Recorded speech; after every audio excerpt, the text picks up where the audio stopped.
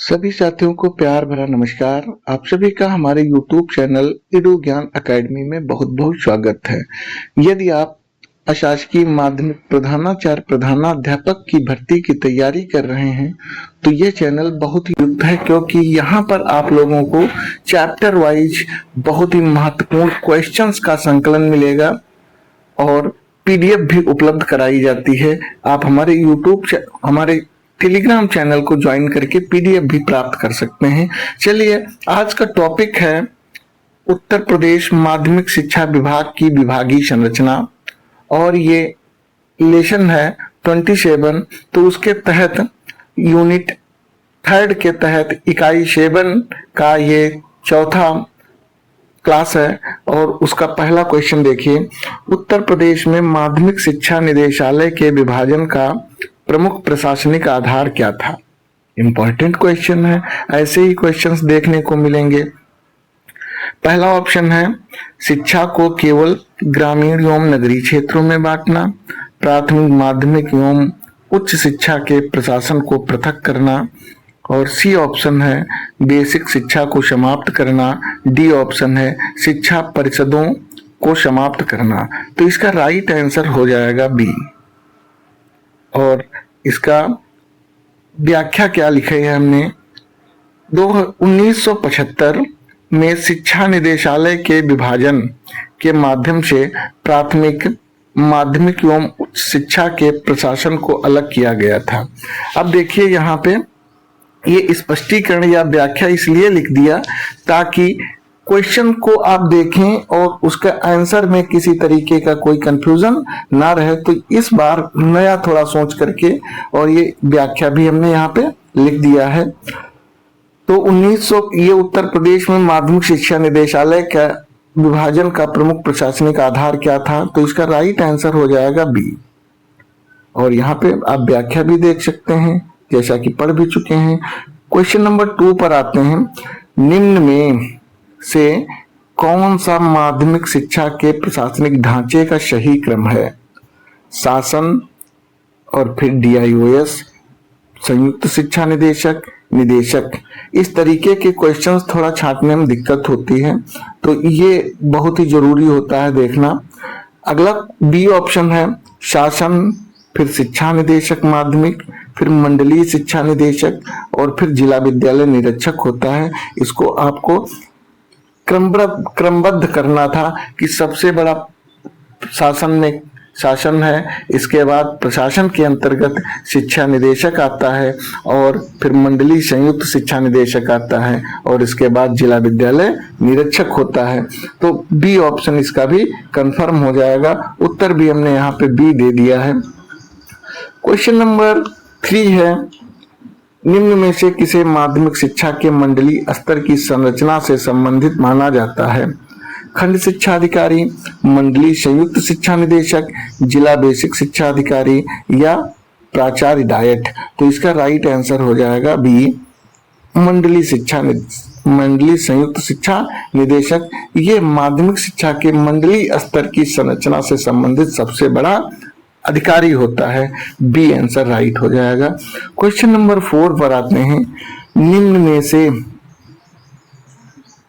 में से कौन सा युग्म माध्यमिक शिक्षा की प्रशासनिक संरचना में सही है?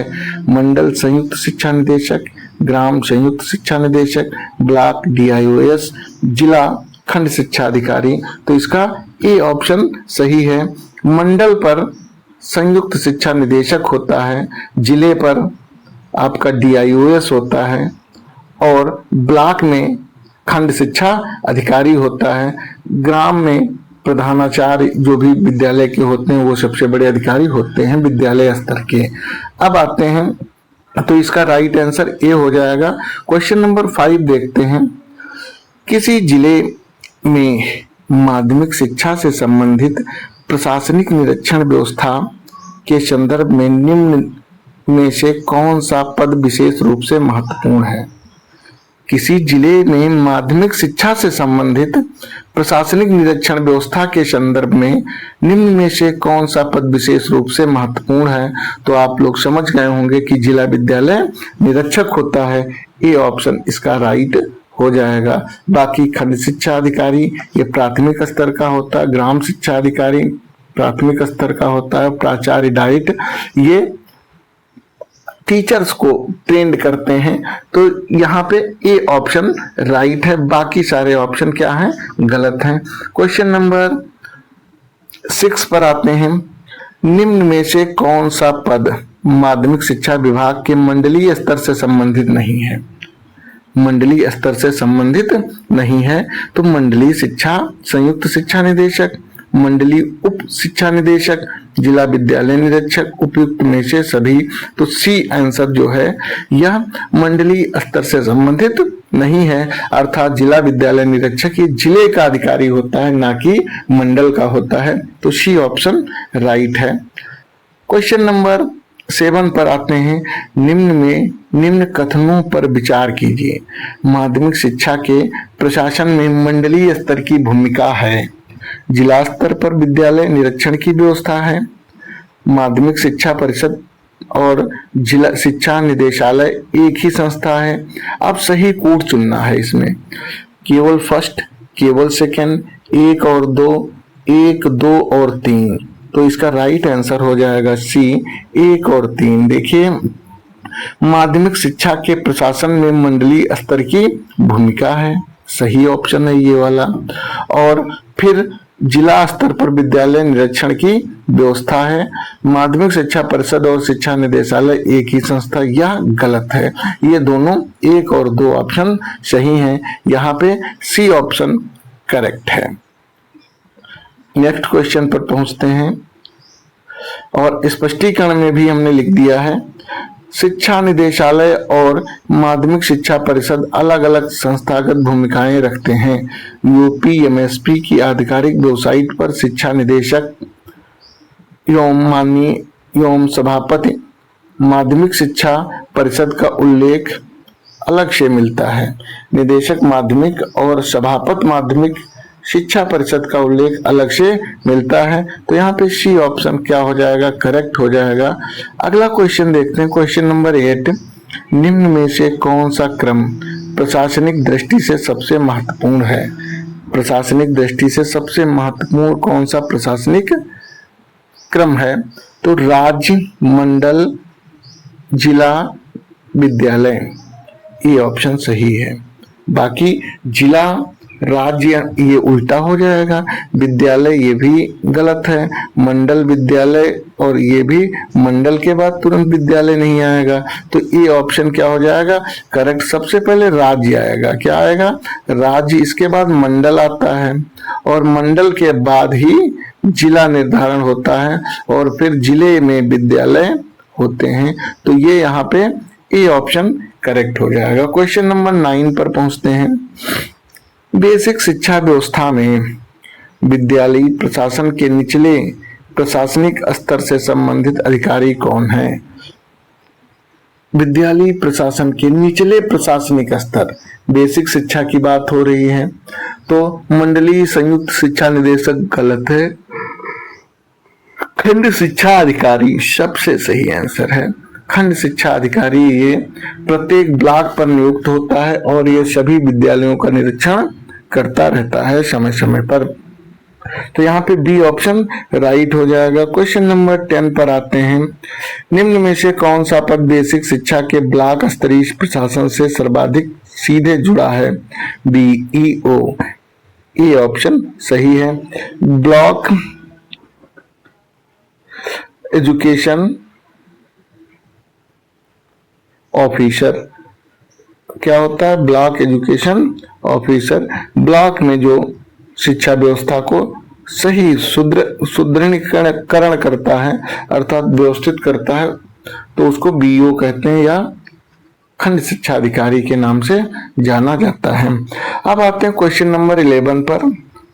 यदि किसी प्रश्न में मंडल प्लस माध्यमिक शिक्षा प्लस प्रशासनिक निरीक्षण तीनों संकेत दिए हों तो निम्न में से सबसे उपयुक्त पद कौन सा होगा? बीईओ, मंडलीय संयुक्त शिक्षा निदेशक, डीआईओएस, दायित्व प्राचार्य। तो बी ऑप्शन इसका सही हो जाएगा। देखिए प्रश्न का स्तर, स्तर जो है प्रश्नों का बहुत ही अच्छा यहाँ पे दिखाई दे रहा है। यदि किसी प्रश्न में मंडल प्लस माध्यमिक शिक्षा प्लस प्रशासनिक निरीक्षण तीनों संकेत दिए गए हों तो निम्न में से सबसे उपयुक्त पद कौन सा होगा? तो मंडलीय संयुक्त शिक्षा निदेशक होगा। ये राइट आंसर हो जाएगा। अगला क्वेश्चन देखते हैं, बी ऑप्शन इसका राइट है। अब आते हैं अगले क्वेश्चन पर। क्वेश्चन नंबर 12 है, निम्न में से कौन सा युग्म असंगत है? माध्यमिक शिक्षा DIOS, बेसिक शिक्षा BEO, माध्यमिक शिक्षा मंडलीय संयुक्त शिक्षा निदेशक, बेसिक शिक्षा मंडलीय संयुक्त शिक्षा निदेशक। तो डी सही है, असंगत है। यहाँ पे बी सही आंसर है क्योंकि ये असंगत है। बेसिक शिक्षा मंडलीय संयुक्त शिक्षा निदेशक से कोई तात्पर्य नहीं होता है, इसलिए डी ऑप्शन इसका सही हो जाएगा। माध्यमिक शिक्षा में DIOS होता है, बेसिक शिक्षा में BO होता है, माध्यमिक शिक्षा में मंडलीय संयुक्त शिक्षा निदेशक भी होता है, लेकिन बेसिक शिक्षा में मंडलीय संयुक्त शिक्षा निदेशक नहीं होता है। तो डी ऑप्शन इसका करेक्ट है। क्वेश्चन नंबर 13 पर आते हैं, निम्न में से कौन सा कथन सबसे सटीक है? तो माध्यमिक शिक्षा का पूरा प्रशासन केवल जिला स्तर पर होता है। सबसे सटीक पूछा जा रहा, ध्यान रखिएगा। माध्यमिक शिक्षा में राज्य मंडल और जिला स्तरों पर प्रशासनिक संरचना कार्य करती है, यही सही है। क्या? बी ऑप्शन इसका राइट है, क्योंकि माध्यमिक शिक्षा में राज्य मंडल और जिला स्तरों पर प्रशासनिक संरचना कार्य करती है। B option is correct of this question. Question number आते हैं 14 पर। 1972 में शिक्षा निदेशालय के विभाजन का परिणाम किस व्यापक प्रशासनिक अवधारणा से जुड़ा था? प्रशासन का केंद्रीकरण, शिक्षा के विभिन्न स्तरों का पृथक प्रशासन, विद्यालयों का निजीकरण, परीक्षा प्रणाली का उन्मूलन। तो बी आंसर इसका राइट हो जाएगा। शिक्षा के विभिन्न स्तरों का पृथक प्रशासन, यहाँ पे बी करेक्ट आंसर है। क्वेश्चन नंबर 15 पर आते हैं, निम्नलिखित में से कौन सा संयोजन माध्यमिक शिक्षा की प्रशासनिक पहचान को सबसे बेहतर दर्शाता है? तो इसका ऑप्शन हो जाएगा ए सही। कौन सा? शिक्षा निदेशालय प्लस मंडलीय अधिकारी, जिला विद्यालय निरीक्षण, ये सभी माध्यमिक शिक्षा की प्रशासनिक पहचान है और बाकी ये बी से लेकर के और डी तक का कोई तात्पर्य माध्यमिक शिक्षा से नहीं है। अगला क्वेश्चन देखते हैं। क्वेश्चन नंबर 16 पर आते हैं, उत्तर प्रदेश में शिक्षा परिषद के संबंध में निम्नलिखित में से कौन सा कथन सर्वाधिक उपयुक्त है? यह केवल विद्यालयों को वित्तीय अनुदान देने वाली संस्था है, यह माध्यमिक शिक्षा की परीक्षाओं तथा उससे संबंध शैक्षिक व्यवस्थाओं के लिए वैधानिक संस्था है, और सी ऑप्शन है, ये केवल प्राथमिक विद्यालयों के निरीक्षण का कार्य करती है, और डी ऑप्शन है, यह विश्वविद्यालयों की डिग्री परीक्षाओं का संचालन करती है। तो इसका बी आंसर राइट हो जाएगा। यह माध्यमिक शिक्षा की परीक्षाओं तथा उससे संबंध शैक्षिक व्यवस्थाओं के लिए प्रमुख वैधानिक संस्था है। तो 16 का बी आंसर इसका राइट हो जाएगा। क्वेश्चन नंबर, स्पष्टीकरण भी एक बार पढ़ देता है इसका। उत्तर प्रदेश माध्यमिक शिक्षा परिषद का कार्यक्षेत्र माध्यमिक एवं इंटरमीडिएट शिक्षा तथा उससे संबंधित परीक्षाओं और शैक्षिक व्यवस्थाओं से जुड़ा है। इन्हीं विद्यालय या प्राथमिक शिक्षा की संस्था संपन्न कराता है। प्राथमिक शिक्षा की संस्था मानना गलत होता है या संबंध स्थापित नहीं होता है। तो ये बी ऑप्शन क्या हो जाएगा? राइट हो जाएगा।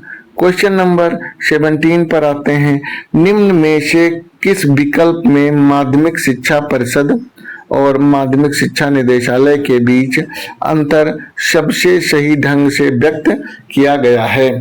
दोनों का कोई वैधानिक अंतर नहीं। परिषद का संबंध मुख्यतः बोर्डी माध्यमिक शिक्षा एवं परीक्षा व्यवस्था से है, जबकि निदेशालय का संबंध विभागीय प्रशासन से है। सी ऑप्शन है, परिषद केवल भवन निर्माण और निदेशालय केवल परीक्षा परिणाम का कार्य देखता है।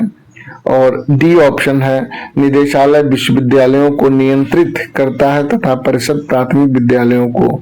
ये गलत है ऑप्शन, केवल ऑप्शन इसमें बी सही है, क्योंकि हमने स्पष्टीकरण में भी लिखा है परीक्षा में यह अंतर अत्यंत महत्वपूर्ण है।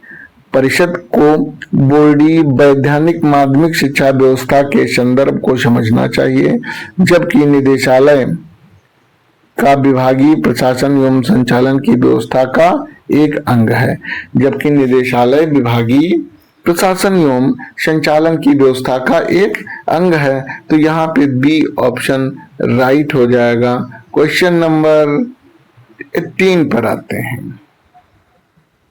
यदि किसी माध्यमिक विद्यालय में निर्धारित पाठ्यक्रम को नियमित रूप से पालन नहीं हो रहा है तो सबसे पहले किस पक्ष पर प्रश्न उठेगा? बहुत ही राइट आंसर है। ऐसे ही क्वेश्चंस पूछे जाएंगे वो आयोग द्वारा। केवल भवन की गुणवत्ता, एकेडमिक प्रशासन एवं शैक्षिक नियंत्रण, केवल विद्यालय की वित्तीय व्यवस्था, परीक्षा, केवल परीक्षा। तो यहाँ पे बी आंसर राइट हो जाएगा। क्वेश्चन नंबर 19 पर पहुंचने से पहले थोड़ा सा स्पष्टीकरण भी देख लेते हैं। पाठ्यक्रम का समयबद्ध एवं प्रभावी क्रियान्वयन विद्यालय की एकेडमिक व्यवस्था का महत्वपूर्ण इस हिस्सा है। इसलिए इस स्थिति के शैक्षिक अनुसरण एवं प्रशासन की भूमिका सामने आती है। क्वेश्चन नंबर 19 देखते हैं।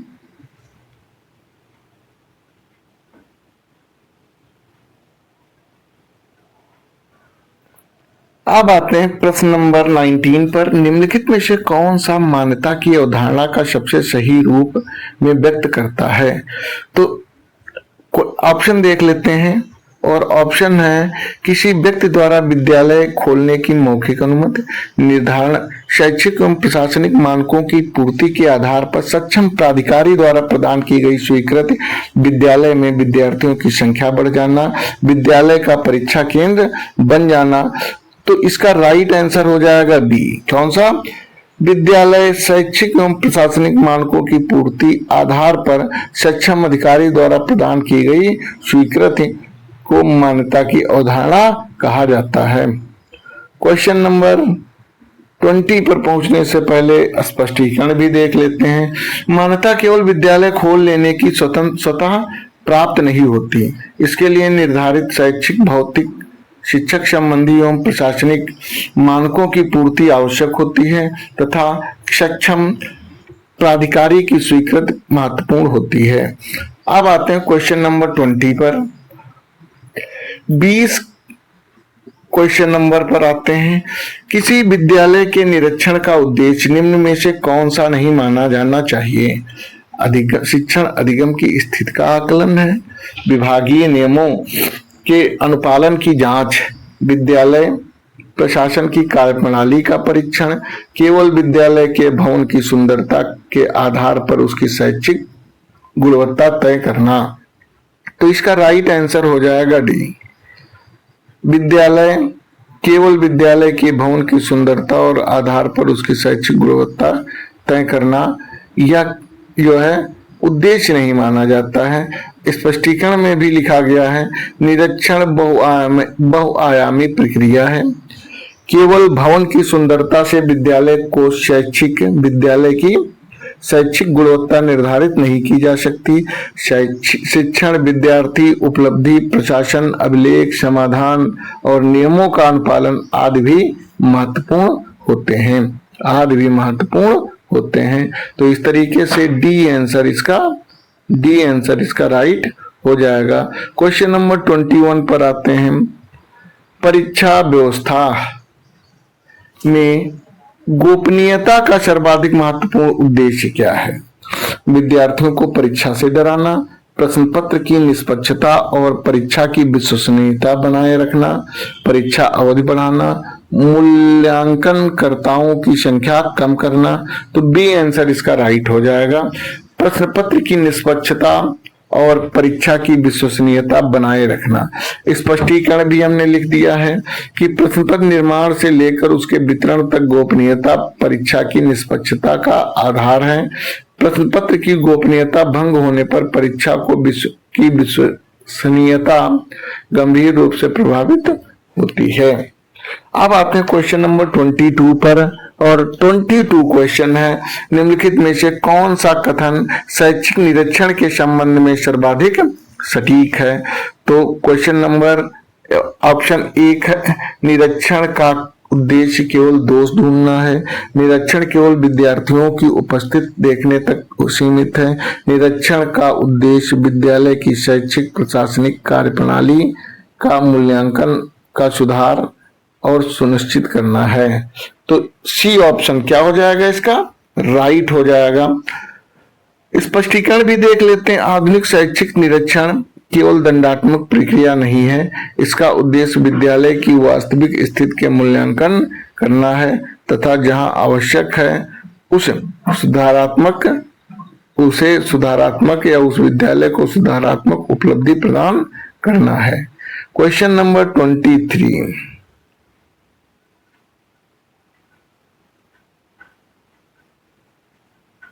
उत्तरदायित्व का सबसे उपयुक्त अर्थ क्या है? तो अधिकार प्राप्त करना लेकिन परिणाम के लिए उत्तरदायी न होना, सौंपे गए कार्य एवं उसके परिणाम के प्रति उत्तरदायी होना, केवल वरिष्ठ नागरिकों के आदेश का पालन करना, केवल वित्तीय मामलों की जांच करना। तो इसका राइट आंसर हो जाएगा बी। और क्यों होगा ये स्पष्टीकरण में देखते हैं। अकाउंटेबिलिटी माने होता है जिम्मेदारी। क्या होता है? जिम्मेदारी या जिम्मेवारी का अर्थ केवल जिम्मेदारी सौंपना नहीं है। जिस व्यक्ति या संस्था को कार्य सौंपा गया है उसके कार्य और परिणाम के संबंध में जवाबदेही अपेक्षित है। क्वेश्चन नंबर 24 पर आते हैं। यदि किसी विद्यालय में परीक्षा परिणाम लगातार खराब हो रहे हैं तो सबसे व्यापक प्रशासनिक दृष्टिकोण क्या होगा? सबसे व्यापक प्रशासनिक